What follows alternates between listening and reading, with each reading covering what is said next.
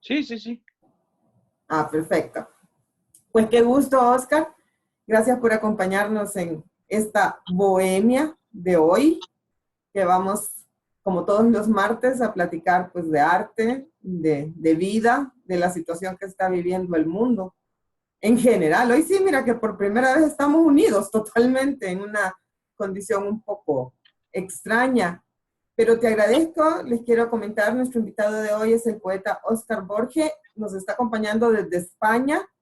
Él es muchas cosas: abogado, politólogo, ensayista, diplomático, y pues ha tenido a bien estar con nosotros esta noche para platicarnos sobre todo de su experiencia como artista en esta situación y también de su experiencia como ser humano en algo que hacía muchísimos años no vivía la humanidad. Oscar, bienvenido a la Bohemia, gracias por acompañarnos aquí en El Salvador, te abrazamos, es un placer y un honor que estés con nosotros. Muchas gracias, Aida, por invitarme. Muchas gracias por permitirme que te acompañe. Y bueno, aquí estamos en este nuevo escenario, ¿no?, que vive el mundo de pandemia. Y pues ahí vamos en la lucha.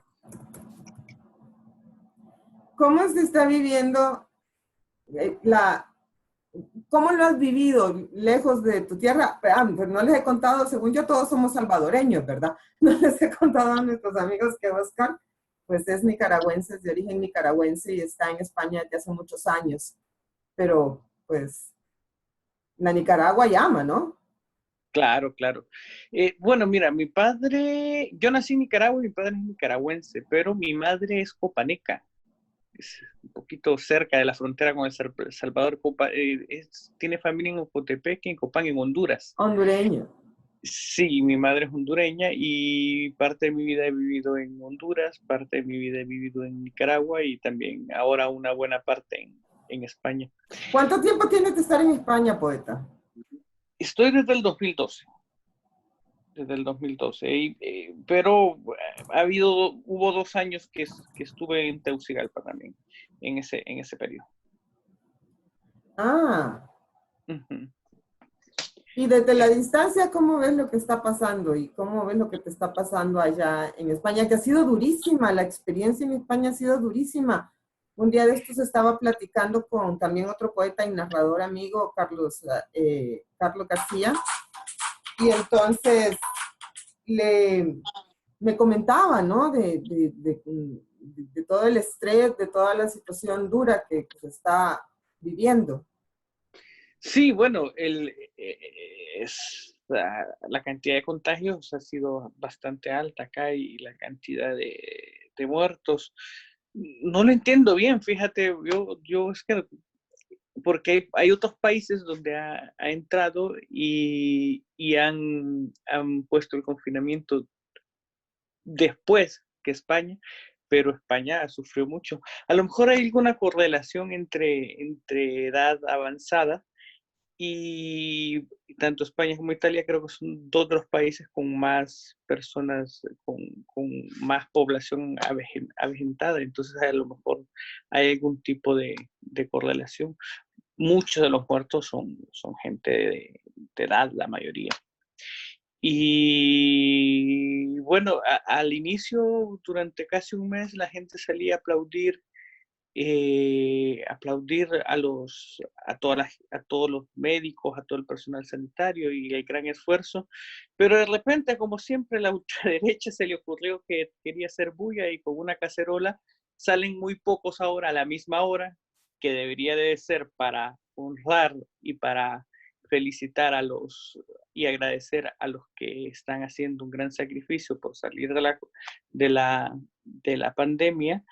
Y resulta ahora que la ultraderecha, pues, aunque son una minoría y tú ves los grandes edificios donde viven, hay, qué sé yo, 50 apartamentos en un edificio y solo uno sale, pero como sale con una cacerola, pues ya la gente no sale a aplaudir. Eso es lo que hace la ultraderecha. Además es bien metafórico, porque en realidad la ultraderecha siempre es minoritaria. La extrema derecha, los fascistas siempre son minoritarios, pero siempre suelen hacer bastante bulla. Me explico, o sea, como no pueden apabullar con los aplausos, entonces salen con una cacerola. Pero además un poco extraño, ¿no? Porque es una condición social de clase media que a lo mejor tiene menos problemas que las clases más desposeídas, ¿no? O sea, salir con una cacerola es decir, tenemos hambre. No, es una protesta por querer politizar el Vaya, tema. no Querer podíamos politizar y pasarlo. por querer generar oposición política al gobierno que es un gobierno de centro izquierda con una alianza con la izquierda. Entonces salen ahí a hacer bulla. Me explico, pero sí, no es una cuestión de hambre, es una cuestión en lo absoluto, es una cuestión, la cacerola de protesta contra el gobierno, pero son una minoría, y son una minoría que es patética en realidad. La extrema derecha es patética siempre. Los fascistas son así, son extremistas, son ultras y lo que generan es división y odio aquí en la China. Y sobre todo en una situación en la que de verdad la sociedad debería de estar unida para enfrentar un problema, no solo el de ahorita, que es el problema de salud, sino el problema económico que se viene, porque al salir o al medio normalizarse la situación, esto no va a volver a ser lo que era. Si ya era malo, va a estar peor seguramente. Sí, sí. Bueno, las realidades evidentemente sociológicas entre Centroamérica y España son muy diferentes. No es que no exista pobreza acá, pero las condiciones económicas son muchísimo mejor. Eh, y de esa forma yo creo que los países de Europa van a salir menos golpeados que los países, que nuestros países, evidentemente. Sí, porque aquí la verdad, mira, recién ahora estamos alcanzando niveles de contagio, digamos, altos, ya veníamos de 1, 2, 10 al día, ahora ya anoche fueron 65 contagios reportados. Entonces está creciendo, ya está creciendo la curva, pero nosotros ya llevamos es 30 días de cuarentena y la gente ya no puede estar en las casas. O sea, empezaron la cuarentena cuando Yo, había un contagio y ahora la gente necesita salir porque tú sabes que nuestras economías dependen del que va a vender al mercado, del que va claro, a comprar yo a es la que no lo tienda, no entiendo sé. porque en Nicaragua, por ejemplo, Nicaragua reportó el primer caso en el mismo momento en que Salvador reportó el primer caso. Y Nicaragua no se fue a cuarentena ni mandó a la gente a encerrarse por lo mismo, porque la gente vive el 80% de la economía es economía informal y la gente vive el día del día. Es condenar a la gente a morirse de hambre, básicamente encerrar a la gente. Y el día de hoy hay 3 casos nada más. 3 casos, absolutamente. O sea, lo que se le dijo a la gente es que mantuviera distancia social. Pero bueno, guardando las distancias, Suecia es otro país que en Europa que tampoco ordenó una cuarentena y apeló a la conciencia ciudadana del distanciamiento social y no tiene el drama que tiene otros países.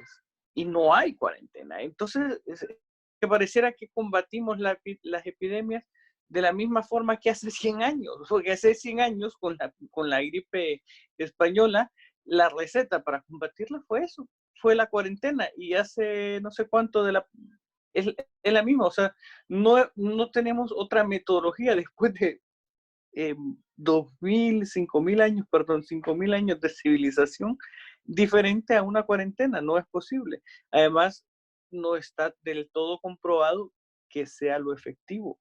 Me explico, porque está el caso de Nicaragua, solo hay 3 casos. ¿Y será que Te- esos tres casos son reales, Oscar? ¿Será que no, sí? los tres casos son reales. No, digo Y que no habrá más, o sea, pues es muy extraño. por lo menos con pruebas, no. O sea, me explico, al final de cuentas, es una persona llega a un hospital con una sintomatología y evidentemente se le hacen exámenes y cuando tú le haces un examen a los días aparece si es positivo o no es positivo. No hay forma de ocultar eso. No sé si me explico. En Nicaragua siempre ha habido muertos por neumonía. O sea, el año pasado, el antepasado. Lo que no puedes aducir vos o la gente, las demás, es que hayan todos los muertos por neumonía ahora, que ahora son menos, por cierto, que estadísticamente que el año pasado, durante el mismo periodo, sean por coronavirus. No sé si me estoy explicando. O sea, Nicaragua tiene Totalmente. ciertos padecimientos, por ejemplo, como el 10% de diabético, que es una desgracia total, y es por la falta de la mala alimentación, el consumo de azúcar, etcétera, etcétera. Y eso quizá incide también en que ha habido bastante, en comparación, ha habido como 13 personas positivas o 15 personas, no sé ahorita, no me acuerdo bien el dato exacto, y se han muerto 5.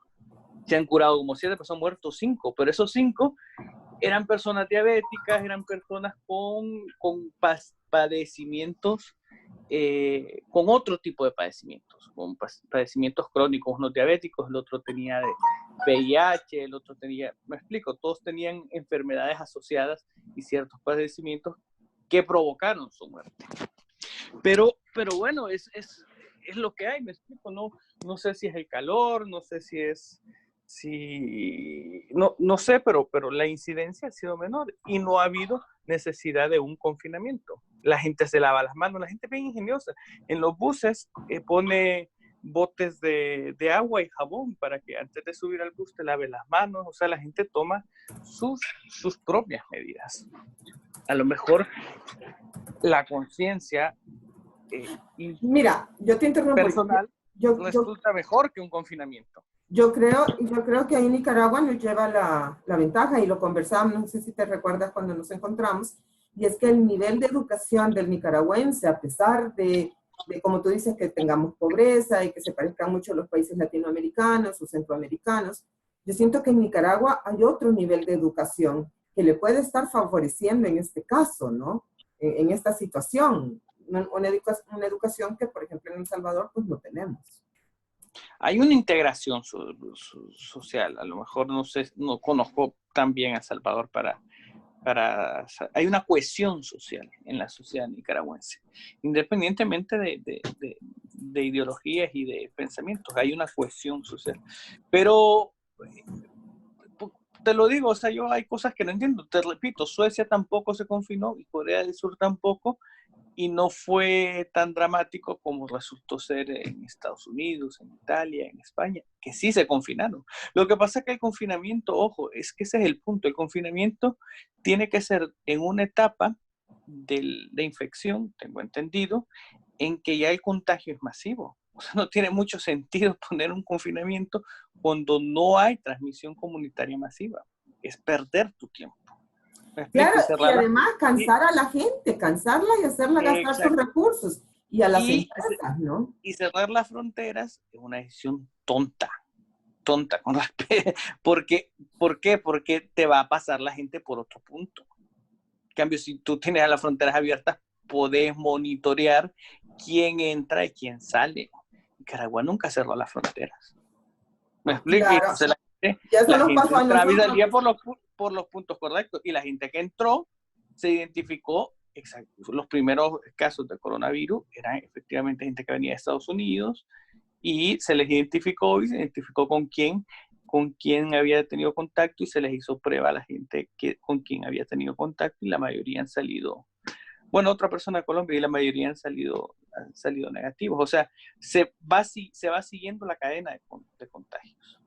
Claro, eso nos pasó a nosotros. Aquí cerraron las fronteras e inmediatamente se empezaron a meter por puntos ciegos, se empezaron a meter así, bueno, había coyotes, nunca habíamos tenido coyotes para meter salvadoreños al Salvador y ahora no, porque... Si es que ni Estados Unidos puede cerrar su frontera con Trump, ¿cómo va a esperar vos que un país como el de nosotros pueda cerrar las fronteras? Claro. No tiene parangón. O sea, si ni Estados Unidos, que ha puesto un muro, que ha puesto patrullas, todo lo que quieras, no puede cerrar las fronteras, ¿cómo la vamos a cerrar nosotros? Mejor que la gente pase por los puntos normales. Claro, que se identifique, que pueda, y como tú dices, que podamos tener ese control, pero bien. Pero ojo, al final es una enfermedad endémica. ¿Qué quiere decir eso? que tarde o temprano va a estar con todos. O Ese sea, es el punto. Ese es el es punto. inevitable.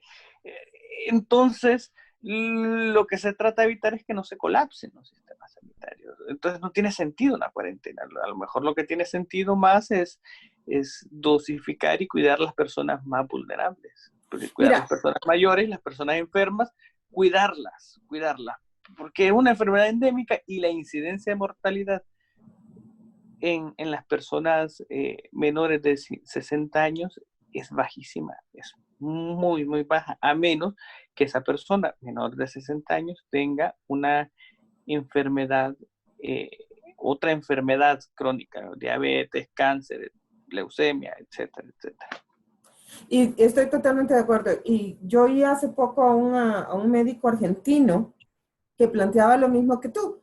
Y sobre todo decía que muchas de las muertes que se habían dado en Italia y en España, más que por la edad, habían tenido que ver con la forma en que se les había auxiliado.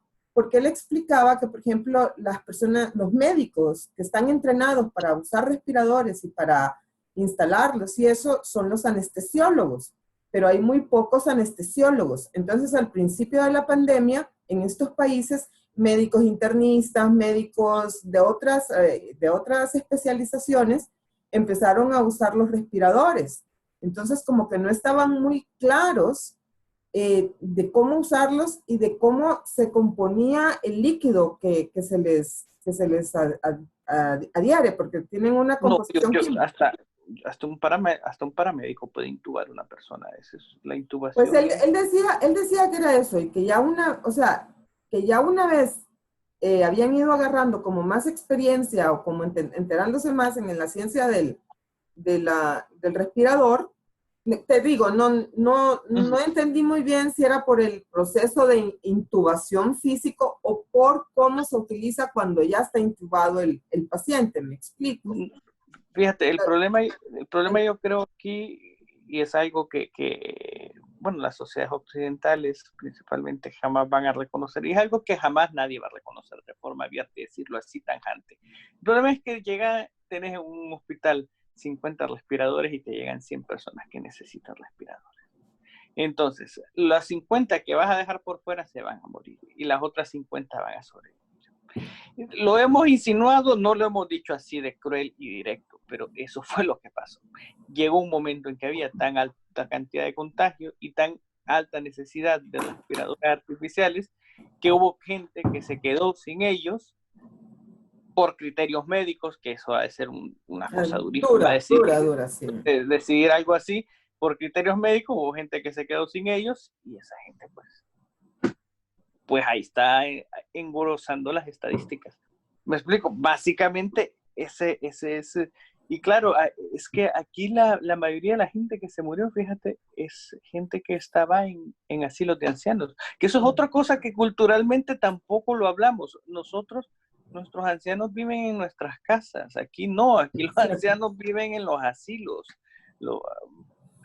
Unos son de las comunidades, otros son privados, pero no viven en las casas, no siguen perteneciendo al núcleo familiar, sino que viven en un lugar donde los cuidan, donde les dan comida, una especie de un asilo, vamos, una residencia de ancianos.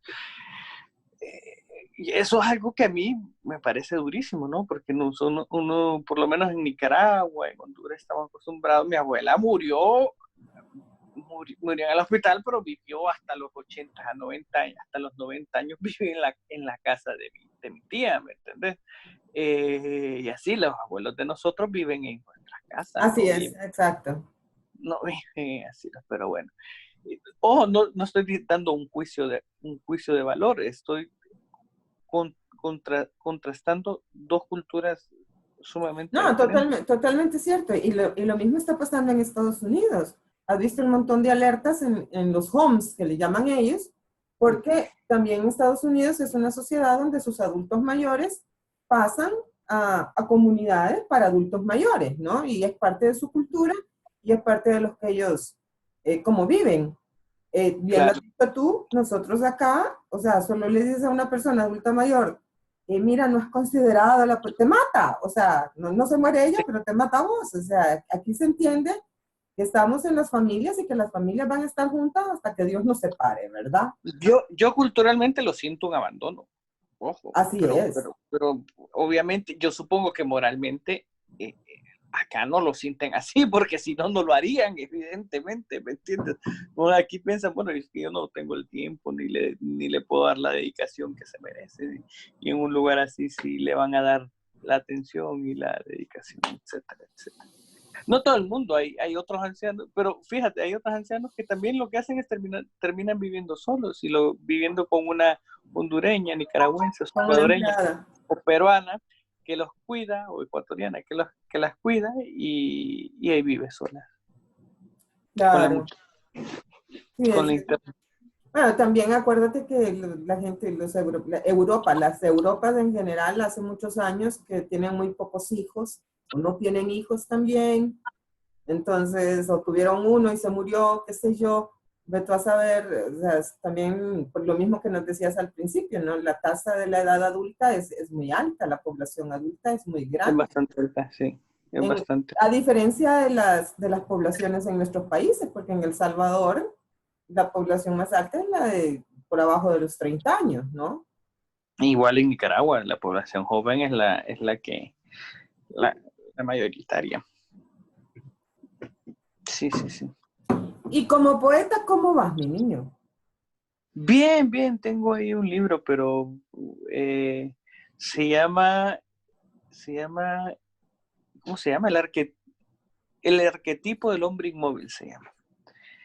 Lo he revisado, se lo he compartido a algunos amigos, a algunos les ha gustado, a otros no. ¡Qué malos!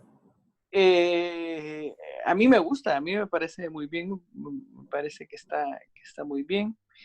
Y bueno, a ver cuando tengo la oportunidad. Yo creo que a finales de este año es probable que lo publique. Voy a buscar publicarlo acá, y si no, me ofreció publicarlo un amigo, y lo que pasa es que mi amigo está lejos, y si no puedo publicarlo con él, no, al revés, si no puedo publicarlo acá, voy a escoger a mi amigo. Ojalá no escuche la entrevista. Yo sé que no va a escuchar la entrevista, pero él sabe, he sido sincero con él. Y ahora tengo un proyecto que le he puesto, me he gastado estas vacaciones en montarlo. Ya me puse a aprender Photoshop, se llama La Insurrección Solitaria, que es el título del Ah, libro qué lindo. de Carlos Martínez Rivas. Sí, claro. Y es un canal de YouTube para leer poesía, pero no la mía, porque me he fijado varias cosas, con mucho respeto a todos los poetas del mundo. Uno, me he fijado que la gente solo quiere leer lo suyo. Ya me parece bien, pero también habría que leerle a los demás los clásicos. O sea, si vimos, hay un texto de Sartori que dice Homus Pidendis, una cosa así, que nos hemos vuelto muy visuales. Bueno, pero la poesía casualmente es canto antes que escritura, ¿no? Entonces, quiero de alguna forma llevar la poesía que a mí me gusta, que yo he leído, que me ha marcado, Whitman, Rapaun, René Chars, Seferis, todos, Carlos Martínez Rivas, Octavio Paz, Jorge, los poemas que yo me he tomado el crimen de agarrar un marcador y marcar porque me gustan en los libros A que me mí he comprado. me encanta marcar los libros. Yo creo que un libro no sirve de nada si no tiene por lo menos un par de hojas dobladas, subrayadas, highlights, lo que sea. Pues yo he marcado los poemas que me gustan y los versos que me gustan. Hay gente que dice que es un crimen. Otro amigo poeta me comentó que era una costumbre judía. Yo, pero bueno, el asunto es que voy a grabarme leyendo estos poemas y hacer un canal en YouTube de poesía de los poemas que a mí me han gustado, sin ningún criterio, ¿cómo se dice? Académico, o sin ningún orden estético preestablecido. Absolutamente, más que mi gusto personal. Y ya. Ah, pero es hermoso, me parece lindo. Sí, sí, sí. Tienes toda la razón, o sea, yo creo que es importante hacer eso, porque desafortunadamente muchas veces, mira, yo creo que hay gente que quiere, o sea, que le gusta la poesía o que le gustaría si estuviera expuesta de una manera responsable a ella, ¿no? Entonces, hacen falta esos sitios responsables en donde la gente pueda llegar y saber que lo que está escuchando es poesía nuevamente. Porque una discusión que yo siempre he tenido con mucha gente, con muchos amigos, y es que, por ejemplo, todo esto de las redes sociales a veces se presta para que venga mucha gente y escriba 2, 3 cosas en líneas cortadas y diga que es poesía y que esos son versos. Y es Sí, totalmente deficiente, ¿verdad? bueno, pero ya ni las redes sociales, o sea, esta nueva generación, Alfaguara y Alianza y las grandes editoriales le han dado cabida a una gente que es triste y lamentable lo que escribe, ¿no? Pero ya, bueno, ya escribir es un acto de, ¿cómo se dice? ¿Me escucha? ¿Estamos todavía al aire? Sí. ¿Aló? Ok, ya escribir es un acto de revolucionario en sí, un acto de rebeldía, ¿no? En este tipo de mundo, así que por ahí vamos. Pues ese es el proyecto que voy a montar en los próximos días, te voy a pasar el enlace para que lo compartas y me he gastado ahí un tiempo queriendo hacerle su diseño del canal y todo, pero es bien difícil, fíjate, es más difícil de lo que yo esperaba, porque aquel día grabé un poema mío para un amigo y no solo consiste en grabar, sino en editar el video, en agregarle subtítulos, agregarle un sonido de fondo y todo eso resulta bastante, hay un trabajo detrás que no es fácil. Uno ve los videos ahí en YouTube y en realidad ocupa bastante trabajo ahí.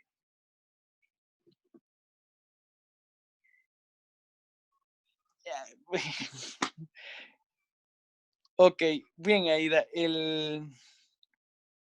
¿Pauso o sigo? Uf, no sé. Bueno, si quieres esto es... Oh,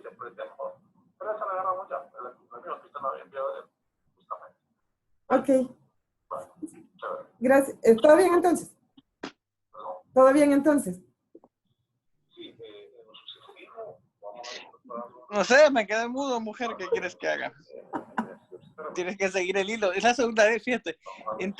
Te voy a contar una anécdota, ya que estás en esto. En televisión Ok. no me pasa, pero en radio sí. Una vez una amiga me hizo una entrevista de radio y todo iba muy bien, todo iba fluyendo, yo estaba platicando y de repente ella se ha levantado de la radio para ir a tomar un vaso de agua, se ha salido del estudio y yo me he quedado paralizado, helado, porque no sé qué decir cuando hay algún tipo de ausencia, no sé, me he quedado de lado y ella me hacía muecas detrás de la cabina. Perdón. Seguí, no te preocupes, seguí, por favor, yo, ¿qué digo? Pero seguí. Y ojo, ese programa era en vivo, era un programa de política de una amiga, casualmente durante las elecciones, las últimas elecciones previo a las elecciones en Honduras. Pues mira, lo que pasa es que con esto de los medios de comunicación ahora, yo digo que son las cadenas modernas, ¿verdad? Uh-huh. Hace 25 años vos te ibas de tu trabajo, te ibas de tu casa o te ibas de donde estabas y nadie te encontraba, porque solo te podían llamar a la casa o a la oficina. Ahora estés en donde estés, a la hora que estés, tenés que estar accesible, porque todo el mundo sabe que tenés un aparatito de esos del demonio que te agarren donde te encuentres, ¿verdad? Así que, Me imagino, sí. no, es terrible la situación mundial en la que vivimos. Sí, me acuerdo, ¿no? Que empezaron con los beeper, entonces mi mamá, que era personal hospitalario, cada vez que el beeper le permitía que si no Me habían acuerdo. pacientes, irse ahí cerca a tomar un helado, comerse un sándwich, pero ya cuando salía el mensaje tenía que regresar porque había un paciente de emergencia. Oscar, estamos a media hora justo de haber comenzado. Vamos a hacer un corte porque tenemos pues un corte comercial en la radio y entonces les vamos a dar chance para que lo pongan y volvemos con ustedes, amigos. Estamos en la Bohemia, estamos platicando con el poeta Óscar Borges. Él es de origen nicaragüense, muchos años viviendo en España y entonces nos vamos a ir a un corte y seguimos platicando, no nos cambien. Vaya Martín, ahí tiene su espacio.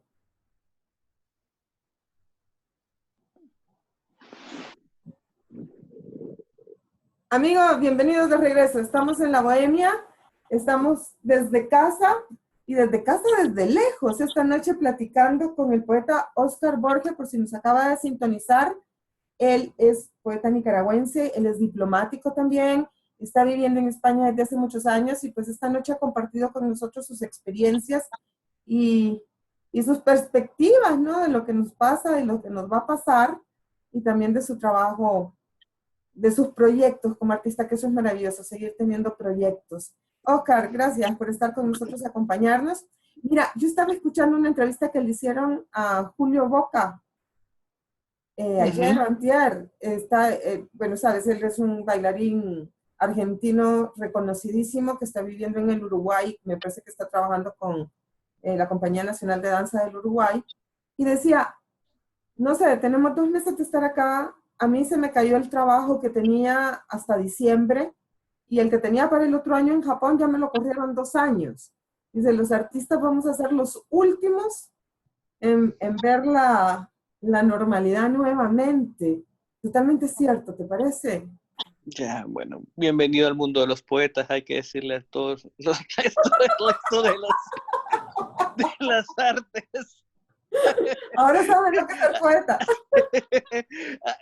Claro, es que aquel día le pasaba un texto de Octavio Paz y el Arco y la Lira, y decía que efectivamente la poesía para el mundo burgués era totalmente inútil porque no era rentable, no tenía valor comercial la poesía. Tú puedes hacer una obra de teatro comercial o no, pero sacar dinero, puedes hacer una novela y sacar plata de ahí, puedes hacer ¿cómo se llama? Una película y sacar mucho dinero de ahí. Lo que vos querrás, llenas aforo en una presentación de danza. Pero la poesía no, la poesía es una desgracia total, ¿no?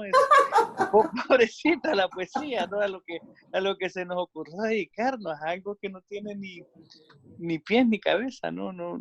Es que no tiene una función dentro de este sistema burgués.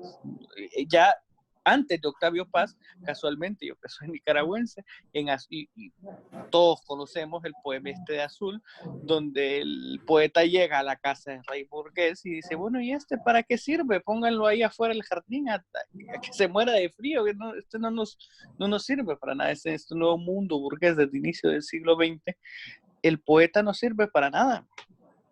Y casualmente, por eso mismo es que la poesía tiene un gran valor, ¿no? Exacto, mira, me recuerda, bueno, la gente es tan ingeniosa, ¿no es cierto? Y entonces un día de estos otra amiga poeta, Susana Reyes, manda un meme cuando empezó lo de la cuarentena y lo de los encierros y dice, vaya, yo ya estoy entrenada. O sea, algo así como que los poetas ya estamos entrenados para esto, aislamiento y aguantar hambre. Así que vamos ganando. Claro, yo es que yo conozco un poeta en el mundo, uno solo, o sea, a nivel personal, ¿no? Que sé que vive sus libros. Y más o menos lo acompaña con otras actividades, que vive bien. Lo acompaña porque también es pintor. Y sé que vive del arte y entonces a él, como es un gran poeta, lo invitan a universidades a dar charlas y le pagan por dar esas charlas en Harvard, en Oxford, a todos los lugares donde va. Pero conozco otro montón de buenos poetas y sé que no viven de eso.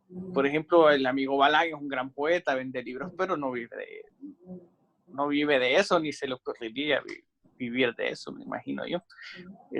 Me explico, hay grandes poetas que ya tienen un nombre y es imposible vivir. Sí, es cierto. Y cada día menos, desafortunadamente. Somos una élite, pero una élite afortunada, no una élite o un club que ojalá fuera masivo. Ahí bueno, sí, me dejas. Aquí estoy, no te vayas. Aquí, Lo que pasa, ajá. corazón, es que para nosotros la hora, yo estoy ahorita supuestamente fungiendo funciones.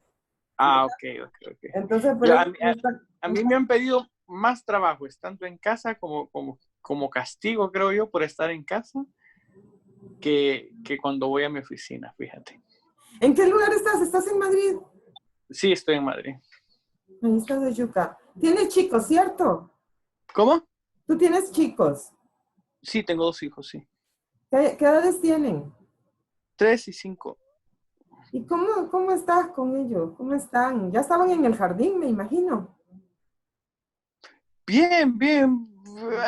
Fíjate que al inicio, eh, pues no salían por el confinamiento, ¿no? Pues, sin embargo, yo hice el esfuerzo de llevarlos al supermercado, porque en teoría, si puedes ir al supermercado y no tenés con quién dejar los hijos, puedes llevarlos.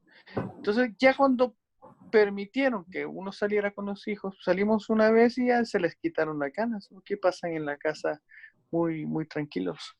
Ah, sí, porque las pobres criaturas también, el, las rutinas con la energía que tienen es a veces complicado, ¿no? Unos más que otros, pero y más si estando tan pequeñitos. Sí, luego aquí hay unas discusiones que nosotros ni siquiera nos lo planteamos, ¿no? Unas discusiones que de alguna forma nosotros, creo yo, culturalmente lo vemos como mentalidad burguesa, ¿no? Es el trauma de los niños por el encierro, los problemas psicológicos. Es que la psicología no existe básicamente en nuestros países. No es que no exista, pero hombre, nosotros nos preocupamos de otra cosa, que no nos asalten en el bus, qué sé yo, que comer, otras cosas Claro.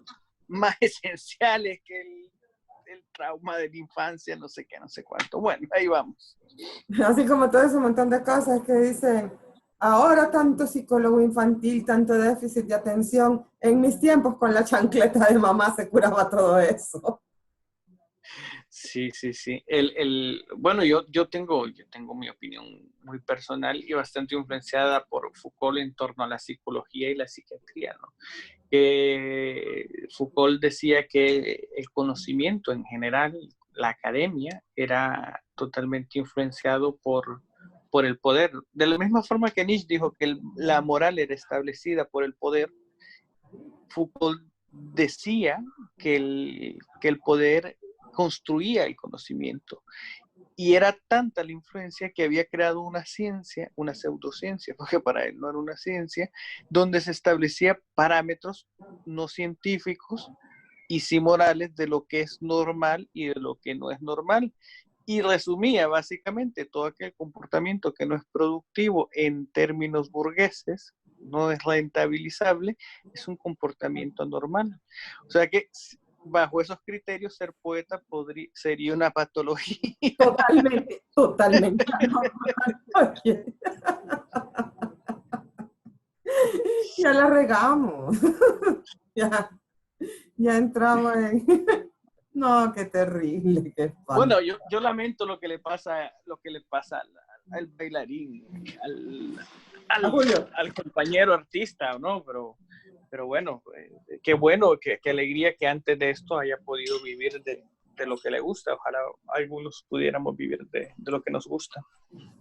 No, yo pienso que, pero también es, viste, también la sociedad, o sea, estamos perdiendo los artistas, más como lo dicen los escénicos, porque bueno, los escritores me imagino que habrán vendido algunos libros en este tiempo, que la gente necesita Me algo que imagino hacer. ya habrán escrito. En realidad yo creo que los de la cola de esta crisis van a ser los de la cola de siempre, los pobres y los miserables, los analfabetas, los que viven en los guetos, en los suburbios. Esos van a terminar peor de lo que ya están. Y es que a veces uno cree que no se puede, pero sí, sí se puede. Es una cosa bien triste, ¿no? Sí, no, terrible. Lo que yo te decía, no, aquí la gente ya tenemos un mes de encierro y ya la economía, eh, secundaria, la economía del día a día, la economía del mercado, la economía de los comedores, de la gente que vende comida en las calles. La gente ya no aguanta. Mira, ahí por mi casa han creado 17 edificios para call centers que cerraron desde el principio, ¿verdad? Fueron de los primeros que cerraron. Y alrededor de esos call centers, cualquier cantidad de gente haciendo comida, pupusas, desayunos, almuerzos, jugos, snacks, lo que quieras. Pues tienen un mes de no vender nada. O sea, tienen un mes de no llegar. Y justo ahora me salí a pasear a las perras y cuando veo está una de las señoras de la vuelta de la casa vendiendo pupusas. Y digo, bueno, ha regresado. Sí, me dice, ya no aguantamos. Tenemos que, aunque sean 10 pesos, tenemos que vender. Ya. Porque no, hay gente que no tiene un salario. Supuestamente aquí el gobierno dijo que las empresas tenían que pagarle el salario a sus empleados, ¿no? Aún sin trabajar. Pero ¿cuánta empresa mediana o chica va a poder pagar 2 meses de salario sin haber vendido un peso? O sea, no se va a poder. Aquí va a haber una cantidad de despidos y la delincuencia. Mira, el fin de semana pasado hubo un muerto por coronavirus, el fin de semana, y hubo 70 muertos por la delincuencia. 70. O sea, ¿cómo se compara eso? Claro. Uf, eso es un drama este problema de la seguridad. Afortunadamente Nicaragua pues nunca logró penetrar, ¿no? Esa cultura o esa subcultura, ¿no? Que es producto de la desigualdad social, básicamente. Creo que el día leí un relato de una persona en Honduras, que no la conozco, donde contaba el drama de las maras, ¿no? Y entonces como de alguna forma sí son grupos sociales muy violentos, que matan, pero también cuidan a la comunidad donde viven, fíjate. De la policía que también mata y asesina a la gente en Honduras. Del narcomenudeo y la policía y el crimen organizado, etcétera. Es una cuestión bien compleja.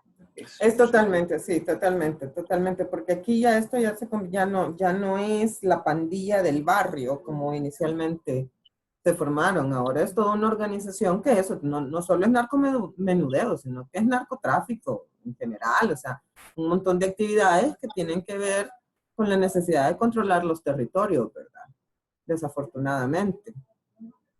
Claro. Pero bien, esa es otra pandemia que tendremos que trabajar más adelante probablemente. Oye, ¿no tienes nada ahí para que nos leas algo? Sí, claro. ¿Qué prefieres, del nuevo o uno que ya haya publicado? De lo que tú quieras, el que más te guste, el que te haga sentir vamos a ver si feliz, sobre todo feliz. Feliz, como una lombriz. Dame un segundo. Vamos a ver, sí, en aquí tengo un libro mío. Encuentro un libro mío. Ah, eres un poeta con libros, eres uno de los poetas privilegiados. ¿Por qué? Pues yo los tengo que buscar en el teléfono.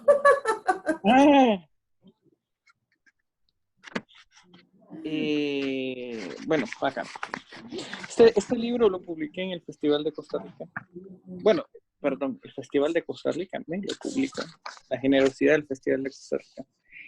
En el año 2016. Dice: todos siempre estamos viajando, con equipaje o con los bolsillos vacíos, con la mirada en el reloj, como si el aire se detuviera a contar la arena de la playa cada vez que la arrastra.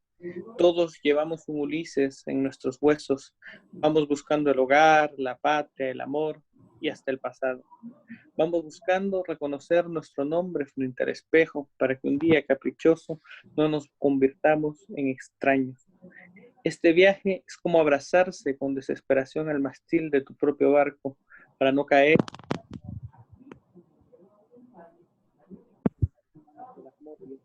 Los hilos se tejen. Quien te arrastra a la vida. El tiempo. Te estoy perdiendo el audio, mi niño. No es el teléfono, como que se te movió algo. Ah, creo que cometí el error de poner el dedo en el micrófono, el dedo meñique. Árale. ¿Quieres que empiece? Sí, por favor, porque iba muy lindo. Todos siempre estamos viajando, con equipaje o con los bolsillos vacíos, con la mirada en el reloj, como si en el aire se detuviera a contar la arena de la playa cada vez que la arrastra. Todos llevamos un Ulises en nuestros huesos, vamos buscando el hogar, la patria, el amor y hasta el pasado. Vamos buscando reconocer nuestro nombre frente al espejo para que un día caprichoso no nos volvamos extraños. Este viaje es como abrazarse con desesperación al mástil de tu propio barco para no caer ante cada tormenta. Es andar entre el vaivén del hilo en las manos de las morias y los hilos que teje quien te arrastra la vida. El tiempo es el mar que siempre ve un destino, pero no conoce el retorno. El tiempo es también el puerto en una tarde nublada. Me encanta, es hermoso. Me gusta mucho tu trabajo, te lo dije. No, confieso mi ignorancia porque si yo algo soy en esta vida es ignorante. Entonces, pero desde que tuvimos la oportunidad de compartir en el Festival de Puerto Rico, pues, he buscado algo de tu trabajo, me gusta mucho, me encanta, creo que es un trabajo súper maduro. ¿Y quién te viera la cara de bichito que tenés? Gracias, vos, chica. Bueno, tus radio oyentes no van a poder verme la cara. Te voy a poner una foto en la página de la Bohemia. Te voy a poner una foto para que te vean. Y bueno, si quieres te leo del nuevo trabajo. Sí, por favor. Que sea primicia. Mira, bueno, sí, de hecho, aquí está. Creo que en el festival leí este poema, pero casualmente El Salvador es una región que igual que Honduras, bueno, incluso Nicaragua, sufre mucho de migración, ¿no? Entonces es un poema que le escribí a todos los migrantes centroamericanos. Así se dice, a los migrantes centroamericanos. Así es, claro. El hombre es movimiento, el perpetuum móvil. Una noche que camina en el desierto de las estrellas, el hombre es movimiento. La sed que viaja de frente al sol recorriendo el desasosiego que traza los límites de la desintegración, el hombre es movimiento. El llanto que no dibuja el llanto, el movimiento es el lenguaje de unas huellas que marcan el peso de nuestro desborde, el hombre es movimiento. Un mar que se abre en dos dentro de las carreteras de nuestra sangre, una estampida que se eleva en la tierra reclamando un lugar. El hombre es movimiento, retumbando sonidos percutores que se entremezclan en el aire. La suma de todas las derrotas, el hombre es movimiento, diásporas que el viento arrastra desde poblaciones marchitas y ciudades infértiles que el vacío gobierna. El hombre es movimiento. Es hermoso, me encanta. Oscar, se nos ha acabado el tiempo. Estamos, mira qué rápido. Gracias, Aida. No, sí, gracias a ti. Vas a tener que hacer muchos cortes también ahí. No, esto es en vivo, ¿viste? Esto es en vivo. Ah, ok. Sí, o sea, yo no he seguido el curso de Photoshop todavía. De edición. No, sí, eso me tiene a mí.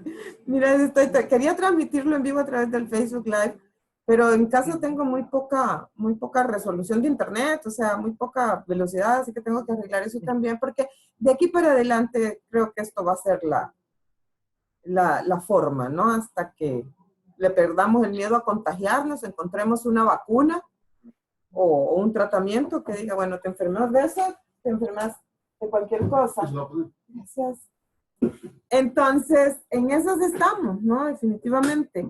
Yo te súper agradezco, te abrazo, es un gusto saber de ti, es un gusto verte bien. Saludos a tu familia y espero que esta sea la primera de muchas conversaciones. Gracias, Aida, por invitarme. Un abrazote. Ha sido una gran odisea, por cierto. Hasta pronto, corazón. Hasta luego.